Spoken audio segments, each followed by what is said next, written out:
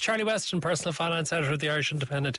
You've been looking at this because you can hear lots of stories for people saying it's much more expensive to get medicines here in Ireland than in almost anywhere else. Yeah, particularly, Matt, when you go on holiday to Spain or Portugal, you notice it. But yeah, people on the border will tend to buy across the border or buy in England. If you're travelling to England, we charge a lot for medicines here, prescription medicines in particular. It's for a number of reasons. The wholesale prices tend to be very high, and the pharmacy markups tend to be very high. If you're a private buyer of medicines, you don't have a medical card, and you're under the threshold for the drug payment scheme, there's probably a dispensing fee of anywhere between €3 and €5 on the cost of that.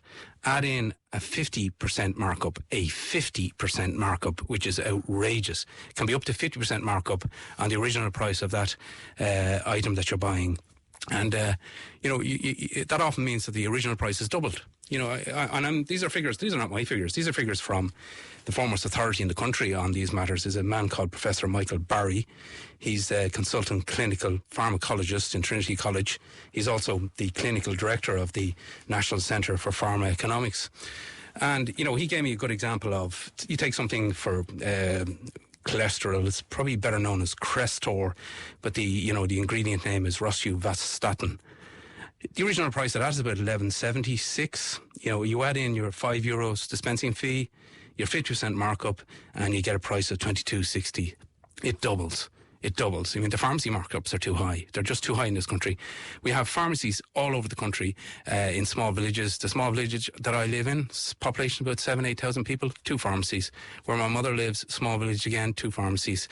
I know of a very small village on the edge of Balbriggan, Balruddery. A pharmacy is open there at the moment. You ask yourself, why are they opening pharmacies? Because it's very profitable. It's a profitable business.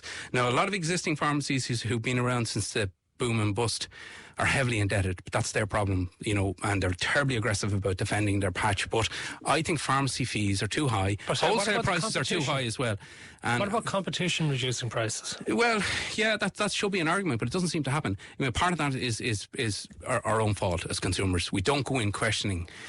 We often rely the convenience. Pharmacies are often located beside the GP. You get a script, you go into the nearest pharmacy. You don't probably check it out. There are other options. For example, there's another discount pharmacy has emerged recently. We already had Limitless Pharmacy in Limerick, which offers discounts of up to 60% on prescriptions. Healthwave in Dundrum, and they will deliver by courier. And there was another one called Pure Pharmacy, which has pharmacies in Dublin, Drogheda and Galway. And these guys are offering a 60% discount. 60% discount. And they'll be profitable. And they're profitable. The reason they're doing it's high volume, and it tells you a lot about the profit margins in the business. Okay. Daragh Connolly, President of the Irish Pharmacy Union. Can you explain this to us? I can give you the good news first, Matt, which is that any measure of the price of medicines in Ireland for a typical basket of medicines, when we compare ourselves to any other European country, we're coming in at average or below average. So what Charlie would have been looking for, you would have been looking for, and everyone was looking for over the years, including the people involved in the Irish Pharmacy Union, was that if the cost of drugs come down, we can apply that decrease in cost to the patient and to the consumer.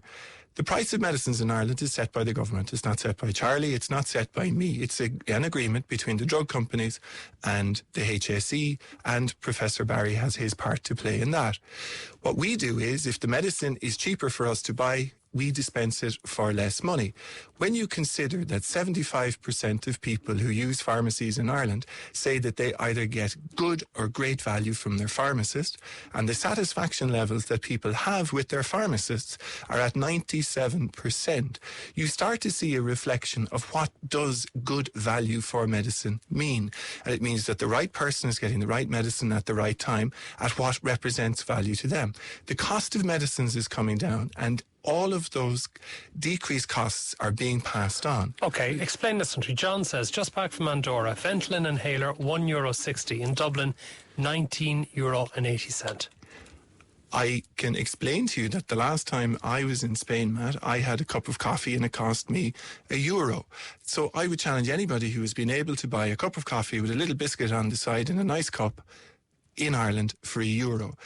Different things cost different prices. I bet you could get it for €2, which is twice the price, but this is 10 times the price. Sure, but I don't dispense a Ventolin inhaler for that price. But what I am by law is I am precluded from ringing up any of my colleagues where my pharmacy is in Dungarvan and finding out from them how much they charge.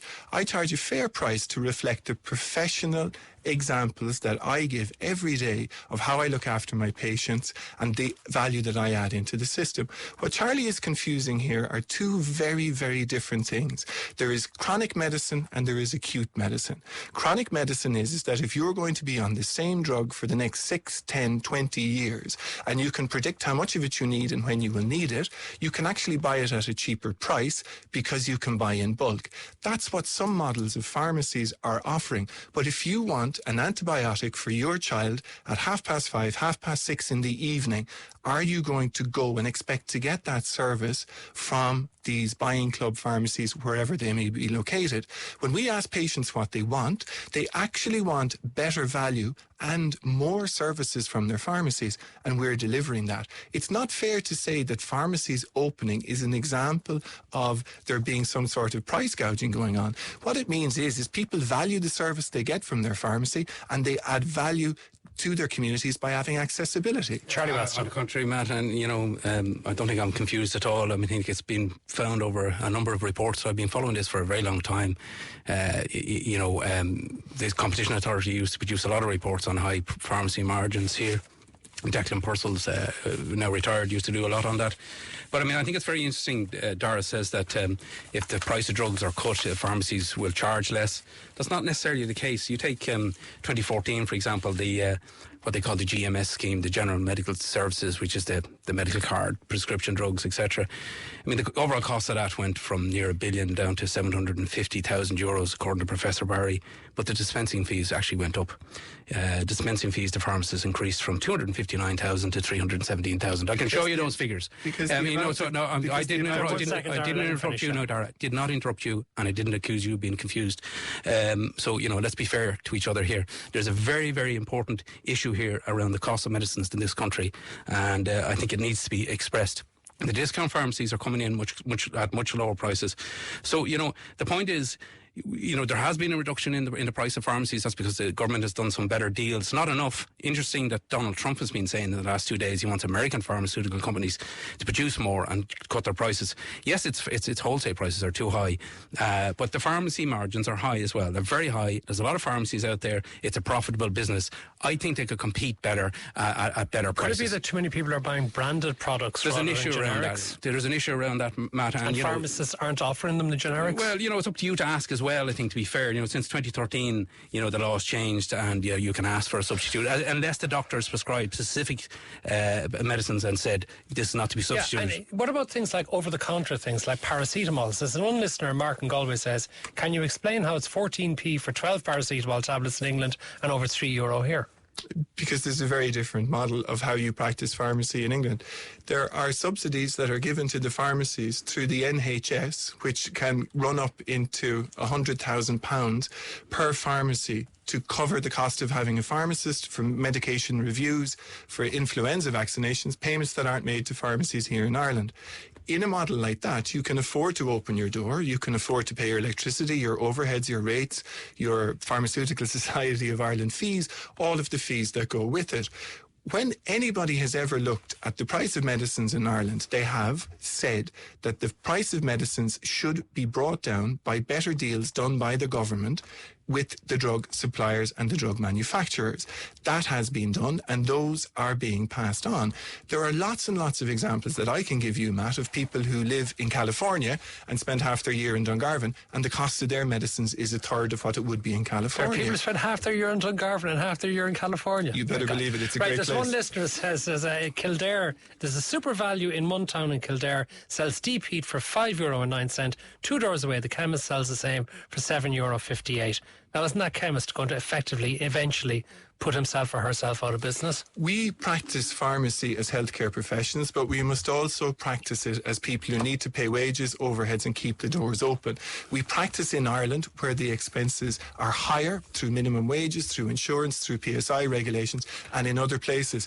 So one of the things that I'd point out, and hopefully Charlie can answer this for me, it always comes up about Northern Ireland being cheaper than the Republic of Ireland. So we were chatting before we came in. The price of the Irish Independent in Northern Ireland is in Ireland is €2 and it's £1.30. So that's maybe something that Charlie can answer. These are two different I doubt places. Because he's not management of the Irish Independent. You know, but there is a price differential in and the, I'll ask you, Daragh, in the Independent. do you give away, hold on, do you give away your product for free? We do online, by the way. No, the other thing is, we give away a lot of advice for free. You do, and pharmacies are we can respected. only No, do but that let me if we finish. open the door. You know, there is a big issue around the prices being charged in this country. It's not competitive enough. Too many pharmacists are in debt. They're being chased down by vulture funds. That's why we're not seeing better competition as well. That's a big issue. Okay. We're not seeing better competition as well. That's a big issue. Okay, unfortunately, I've gone out of time, gone well over the time I've allocated. So thank you to both of you. Charlie Weston, as ever, for joining us in a minute. Daragh Connolly from the Irish Pharmacy Union, thank you for joining us. Back after this.